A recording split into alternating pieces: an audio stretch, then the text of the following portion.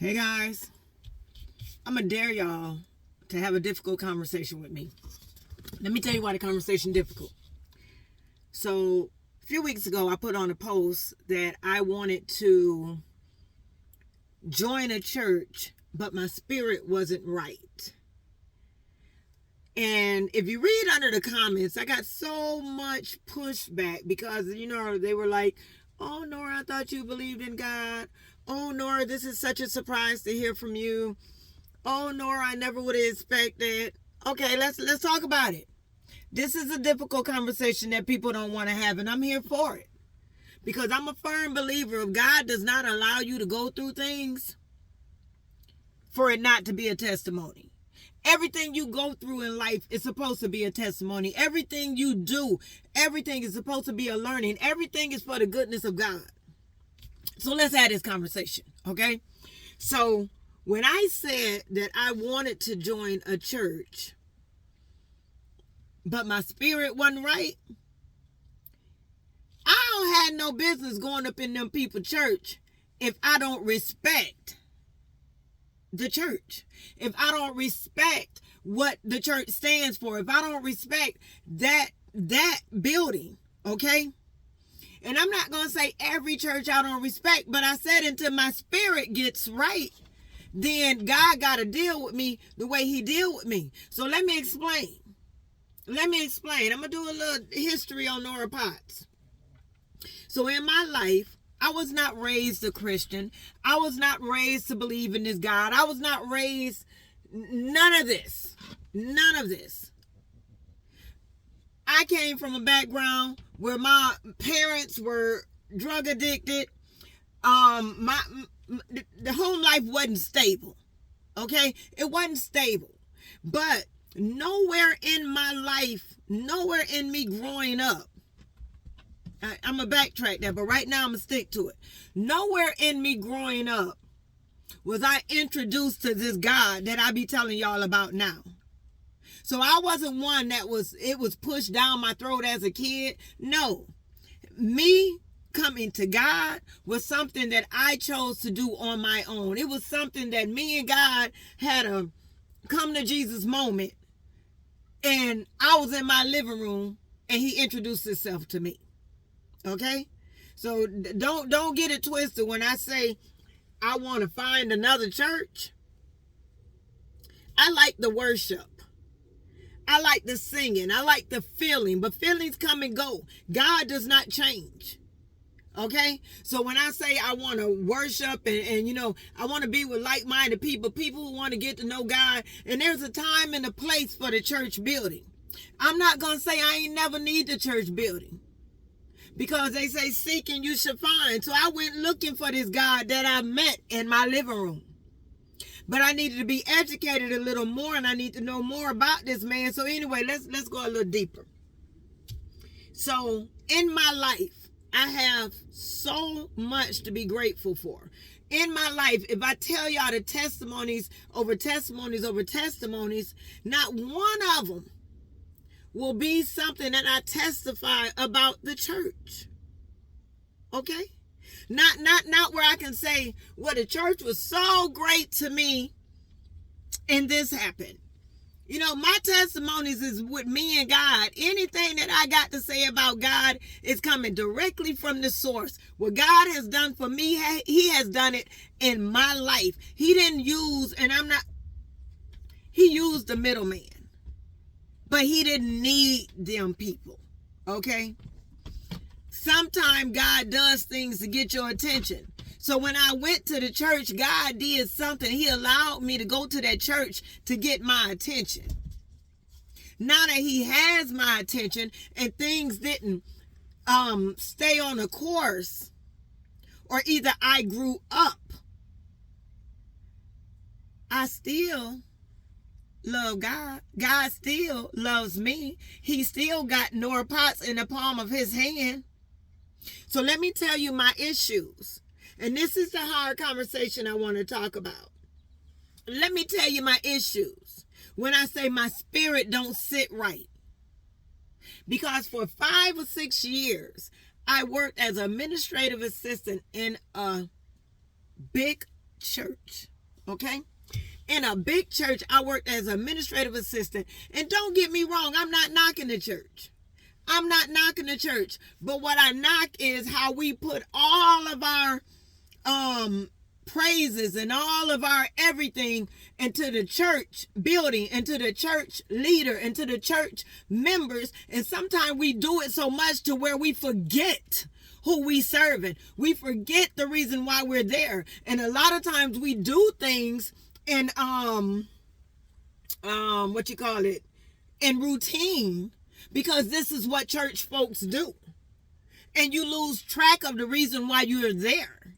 So I've seen in my many years where we have lost track in the church, and the church ain't what it is, what it was before. And if it is what it was before, I don't know nothing about it because I wasn't in it no way. So what I have seen in my life is where the church, deal with me, Lord. I have seen in my life where the church does not care for the people that are in it. The administrators of the church, they don't care about the people that's in it. And I'm not going to say they don't care about everybody, but they care about what's beneficial to them at the time being. You want me to explain? You want me to explain? Oh, Lord, deal with me. Because I don't want anyone to be misled. I don't want anyone to say, well, I ain't going to church no more. That's not why I'm here, because I want to find another church. I want to find a church where I can go in, sit down, and feel comfortable with the leadership. I can feel comfortable knowing, and I don't really even to a degree care where my funds go, but I want y'all in the heart of hearts of the church to be good stewards of my money. Be good stewards of what we give you. You have elderly people on fixed incomes. Lord, deal with me. You got elderly people on fixed incomes that every week you will ask them and you will beg them and you will twist your words in 100 million different ways to tell them they need to give. They need to give for this reason. They need to give for that reason. They need to give for the building fund. They need to give for all these different reasons y'all got for them to build and give. But who's thinking about what they're going through in their house? Who's thinking about, let's raise this money for sister so-and-so? And not because she need a burial.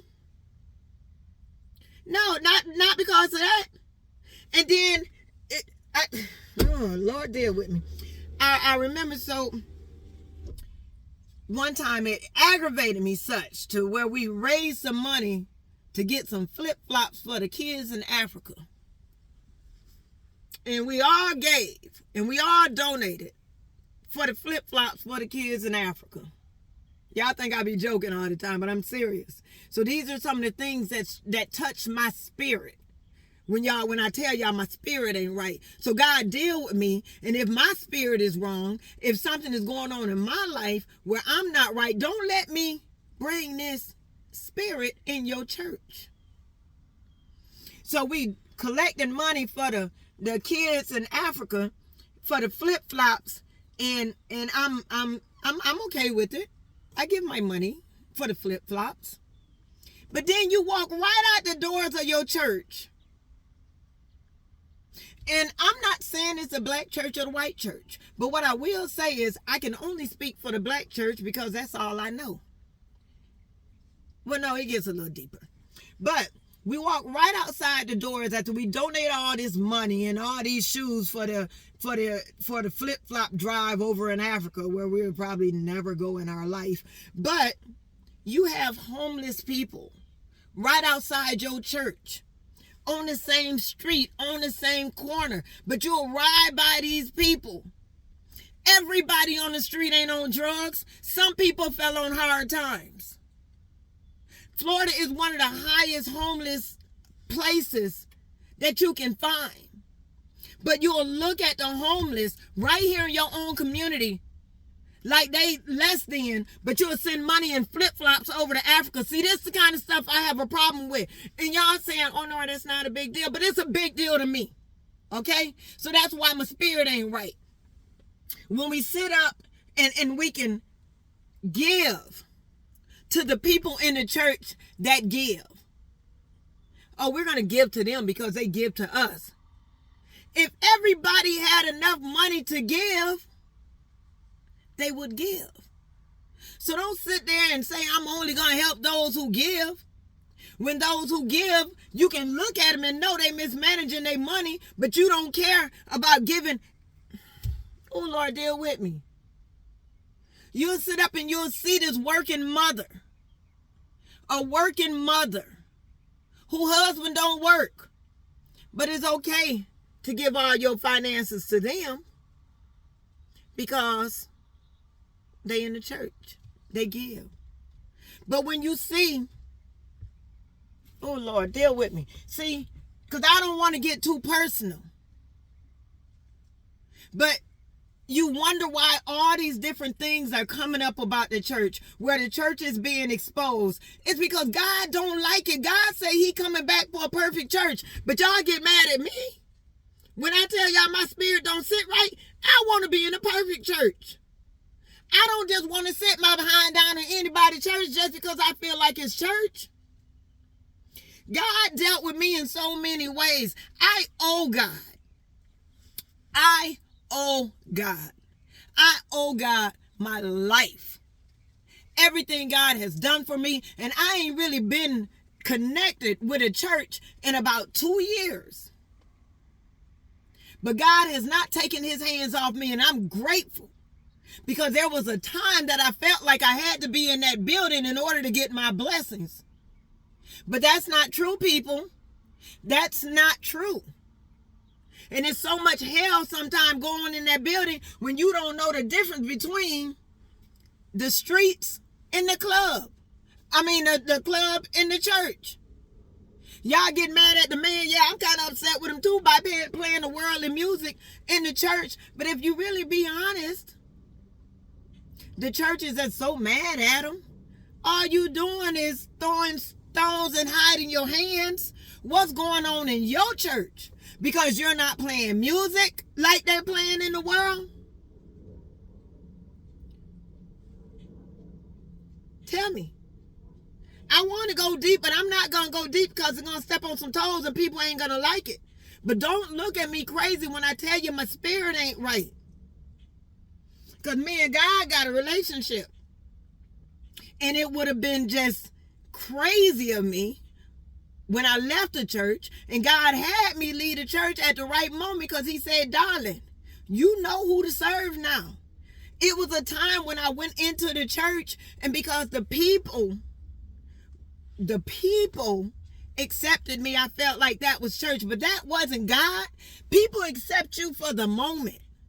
People deal with you for what they can deal with you and what they can get out of you. But when they tired and when they done, they regular people like me and you. Them people in the church. And they always say, oh, the church is like a hospital. How long you going to stay in the hospital? How long you going to stay in the hospital?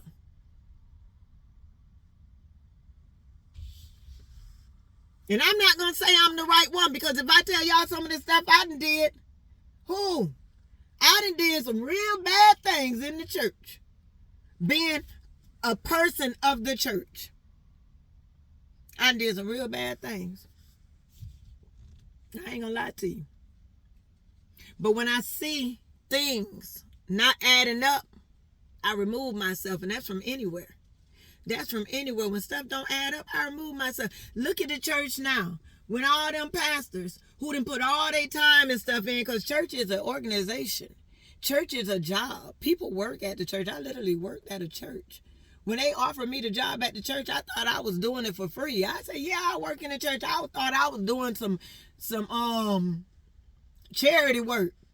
And then they said, we'll give you a stipend. I said, okay, I'll take the little stipend. I don't know what's going on here. Then about a year later, we're going to hire you on. Well, look at God. Look at him. I got a job at the church not knowing. So when I sat there long enough and I seen what happens in the church, how people are picked in the church. There was a lady. Y'all, I'm going to tell the truth and tell it all. I'll tell y'all about me too if y'all want to know. But there was a lady who had a voice of an angel. Okay? But let me tell you what was wrong with this lady. This lady was a junkie. But in her life, she had cleaned up her life. And she had decided to come go to church. Because her mama had started going to church. So she followed her mama to church. And in this church, this girl was able to sing and she was so happy. But for some reason, the people in the church didn't feel like she was worthy. So she wanted to join 2 choirs. They say, no, she can't join 2 choirs. She don't got enough money to join 2 choirs. She can't buy two robes. She can't join 2 choirs because she don't have enough money. So what I do? Cool. They don't know. I didn't have enough money either. I was working for this dude, taking care of his wife. And when I found out I needed a robe, I told dude, hey, I want to join the choir. I don't got no robe. You know what the dude did? He wrote the church a check. And he told the church, I'm buying Nora's robe. Nora didn't buy no robe because I look like this. Does that mean I'm okay because I didn't do no drugs? Does that mean I'm okay to join 2 choirs? I'm broke. But I didn't look like it. But because y'all know her past, y'all know her story, she ain't good enough to join two choirs. So y'all say, well, she can't afford the robe, so I buy her a robe. What's the story now? What's the problem now? So she gets in the choir, and as she gets in the choir, they find out because she told it, because we think we in a safe spot when we in the church. Ray, relax. But because we think we in a safe spot when we in the church, she tells the people in the church she HIV positive. Now all of a sudden don't nobody want to sit by her no more. Don't nobody want to sit by her no more. Because she told them she was HIV positive. You know how many people you sit around every day that's HIV positive that you don't know and they ain't even harmed you? But because she told them, now all of a sudden y'all scared. Get out of here. Get out of here. But now y'all don't want to give her a song to lead. Because she can't lead a song. But she sang better than most of them people up there. They gave me a song to lead. And I can't even sing. But because she HIV positive. But all she want to do is use her gift in a different way. She been in these streets. She done gave her life to these streets. And now she try. And y'all don't welcome her. This the church. And I know y'all thinking, no, it's just that church. But no, it ain't. I done worked in the system on every level for so many years. When I see other churches in the community and doing the same thing. Everybody want to fight for a position on the news. Everybody want to fight for a position to look better. When y'all ain't even telling the truth. Y'all not giving this stuff away. Oh, we did this for the community. We didn't. No, you didn't. You got that stuff from a church that was sitting next to a Red Cross zone who had an overflow and decided to send you the rest of their overflow so you look good in the community like you giving away something when the bigger church over there in the white neighborhood then gave you the stuff. Because you're not in a zone. Now, y'all know I know what I'm talking about. Because when the Red Cross and stuff give you things, you have to be in a zone. You have to be in a certain part. You have to be in a disaster zone somewhere. Not really a disaster zone, because don't quote me. But you have to be somewhere where they consider it a safe spot to be. You have to be somewhere where they can say, this is a hub. And if you're not in a hub location, you're not the first church to be picked. So those bigger churches get the items, and when they have too much, because they know they got to give something away, because if they don't give something away, it's going to spoil. So we have to give some of these goods that we have, and we're going to push them over there in their area. Okay. But y'all want to fight in their area. Y'all want to fight in the different churches to make it look like y'all the big wigs. Y'all do so much for the community. Y'all want to be praised. Let's not do this. This ain't the conversation y'all want to have with me. And then I'm sitting up in the church, and I done messed with some married men in my life. I done did some stuff in my life. I done messed with some people in my life when it comes down to not being holy. Then my pastor asked me one day, well, how you gonna morally mess with a married man? I said, well, if I don't know God, what are morals? I didn't know God when I was messing with other married man. What are morals if I don't know God? He didn't understand that. Then you got your people that come to the altar all the time. And then the people in the pews be looking at them like, why they at the altar? Because they need God. Somebody said one day, every week she at the altar. Every week she at the altar. Because every week she need God. And there was a time that I did not know that I can deal with God on my own. I can go to God by myself. So I used to want to go to the altar and kneel at the altar and tarry at the altar to God answer my prayers. Because I didn't know that I can go to God in my secret place. I did not know that I did not need the church to have a relationship with God. So it does not take nothing from God because I don't have a church home. Don't get me wrong. I want one. So I'm not telling nobody. But y'all be real careful, pastors. Y'all be careful, trustees, stewards, deacons, mothers in the church, of how y'all talk to people, how y'all treat people, how y'all accept people. Because a lot of times y'all do things and y'all act like y'all ain't never been nowhere. And if you never been nowhere, if you don't have a testimony, I don't want to hear it. You can't tell me how to live if you don't have a testimony. You can't tell me how to live if you ain't never lived yourself. I can tell you how to defeat some odds. I can tell you how to try to have some self-worth about yourself now. I can tell y'all about some broke days. I can tell y'all about some days I didn't know where my help was coming from. But if you can't tell me that and you've always had a silver spoon in your mouth, but you can't tell me nothing, and you sitting up in the pulpit, don't tell me nothing.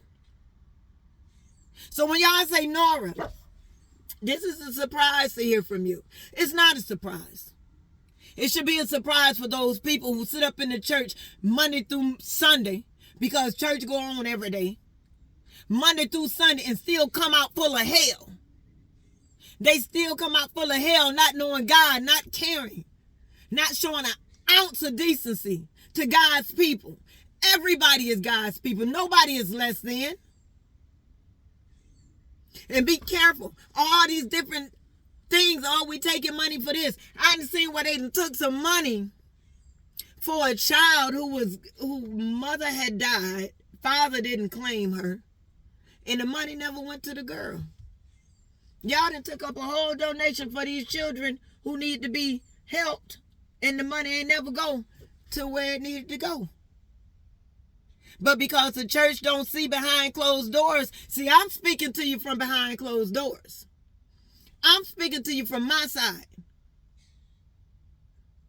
When your kids get treatment on a level of what their parents do, or on a level of who's the dignitaries in the church. Because if you ain't nobody, if you're a child and your parent ain't nobody, then you ain't nobody. Yeah. And then you wonder why the kids of the day going their own way. Because nobody's loving them. Nobody's loving them. But then you can turn around and see, oh, God, deal with me. Deal with me, God. Because I don't want nobody not to go, but I just want y'all to see that you don't have to be in a building, in a brick and mortar, in order for God to deal with you in your heart, deal with you in your spirit, continue to pour out blessings. Because tithing is gifts. And your gifts is financial. Your gifts is what you can do, what you can give, time, talents. So don't let nobody never make you feel like you ain't worthy. I want to go to church. I want to hear the songs and the praises. But all of that, what you get, is a feeling. All of that, what you get, is a feeling. Okay? If you don't know God, that feeling don't mean nothing. You can sit in that church. You can, look, you can sit in the church, get the feeling of God, be overcome by the Holy Ghost, because your pores are open. You're asking God to come in. So God is going to deal with you. Okay? But if you think about it, you could be sitting in the club, the song come on, and I don't want to, Lord, if I'm saying it wrong, let me stop, and maybe I should stop. But if you get up and dance, my grandmother used to tell me, a horse could dance to music, and they don't. So if you telling me a horse could dance to music, people dance when they hear the right song in the club, now you want to dance because you hear the right music in the church. But y'all mad at me because I said my spirit ain't right. Now you see why my spirit ain't right. So is this the attitude you want me to take off in them people church? Huh? Is this what you want me to take in them people church? God is everywhere. God is not. When COVID came, everybody had to stay home. The churches was closed for like a year, a whole year. When COVID came, I think that was God showing you who he is. I think that God said he gonna make his word so known that nobody's going to be able to say they didn't know about him. Okay? So when them churches closed up, where everybody went? That's what brought me to the realization. When COVID came and I was able to sit back and see, and you still asking people for the same amount of money, and you know COVID is here, and it ain't just one church. And tell me what happened to the pension and stuff for the AME pastors. Tell me that. Tell me what happened. So y'all sit up and say, oh, we put our monies in these banks, so we worried about the 401 with the white people holding our money and this, that, and other, and we worried about all that.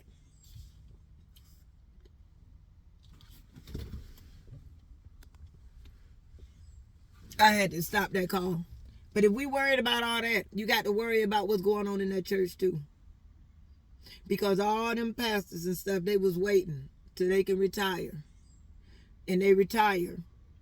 And they get their pensions and stuff. And I feel like pastors, they need to get paid. But when I know that y'all having conferences and raising thousands and hundreds and thousands of dollars, and you got the administrators of the conference walking out with this money, you got the bishops walking out with briefcases full of money, I know I'm going to get in trouble for this, but I just got to tell it what it is. Because I don't want nobody in their right mind to feel like, in order to be God's child, in order to be loved by God, in order to get the fullness of God, the blessings of God, that you have to be in a brick and mortar. He showed y'all that during COVID. So if I'm saying something wrong, y'all let me know. He said get with like-minded people where three or more. He didn't say you had to go sit in nobody's church. You can get 5 of your saved cousins and sisters and friends and sit down every day, every week, on a phone call, and that's the church. Yeah. So don't do this. I've seen mothers with kids, single mothers, be turned away from the church. And if you hear what those bigger people say, why she keep having all these babies? And tell God to deal with it. Tell God to deal with it. But you'll give all the help to the rich parents or the parents who well off. But you go, oh Lord. I don't want them to serve on that board because they not talented enough to serve on that board.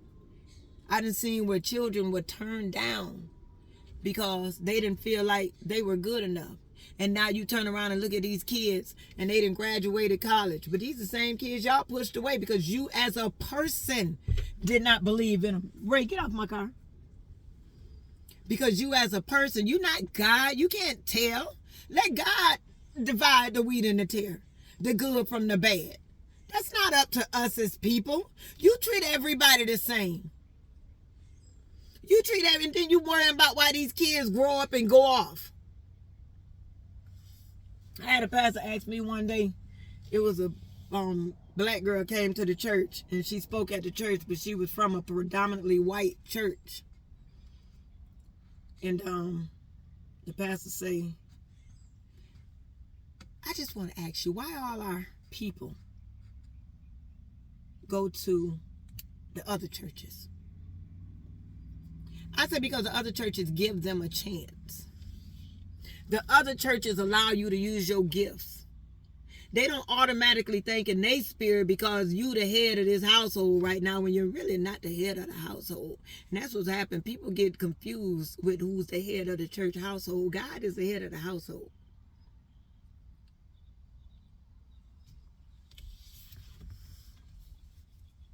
God used me. I asked God to use me. I want God to use me in every way possible. I want God to use me in every way possible. I do not want to be a deterrent to anyone when it comes to God. I want everybody to know the goodness of God. I want everybody to know and feel and receive everything that God has for them. But I do not want nobody to be tricked into believing that there's an order in that way. And people that you got to go through in order to get to God. You don't have to go through nobody. You don't have to go through nobody to get to God. You can bless your own house. Yeah, you can bless your own house. You can bless your own oil. Yeah, you can do that. Because when you put God in the equation, God will do it. You not doing it. You not doing it. Don't get me wrong. I don't take nothing from these pastors. I don't take nothing from the big wigs in the church. I don't know what to call them, deacons, stewards, all that. I don't take nothing from them. Because hopefully, it's my prayer that they did what they were supposed to do to get these titles. They are who they claim to be. They want to serve the God, and they want to serve him wholeheartedly. They don't want to use their own judgment. They want to use the judgment of the Lord. They want to be right by God and not by those four walls. God say, obey the laws of the land unless they cross my laws. So everything that they do in them churches, God ain't saying okay to all that. So know what you getting into. So that's my thing. When I say my spirit ain't right, I want to know what I'm getting into. Because when I didn't work in that church, I didn't know nothing about that church. A church. And not just the church I went to, but that's any church. So that's why I'm hesitant when I go. But I go because I like going to the church. And I like I said, the feeling that comes and goes that I get when I'm around believers. Because like I said, God is going to separate the good from the bad, the wheat from the tare. He's going to do all that. That's not my job to do. But God said, if you don't come to me wholeheartedly, if you ain't, don't come to me grudgefully. Don't do that because it's no good. So I want to be good in God's eyes. I want to be right in God's eyes. I want to be holy in God's eyes. That's what I want to be. Lord, work on me. And working on me, Lord, if you send me to the right church, I'm going. Working on me, Lord. If you tell me to sit here and be still, I'm going to sit here and be still. But I don't want to go into an organization where I can't be used. I know the gift that God has given me. I know that God anointed me for reasons. And with that being said, I don't want to go into a church and I don't feel like I want to give y'all my gift. I want to share this gift with anybody who want to receive it. I want God to use me in any way, shape, form, fashion possible. And God don't use everybody the same. Because I speak broken English, I'm not good enough to speak in your pulpit. I'm not good enough to speak to your people. God didn't say that. God didn't say that.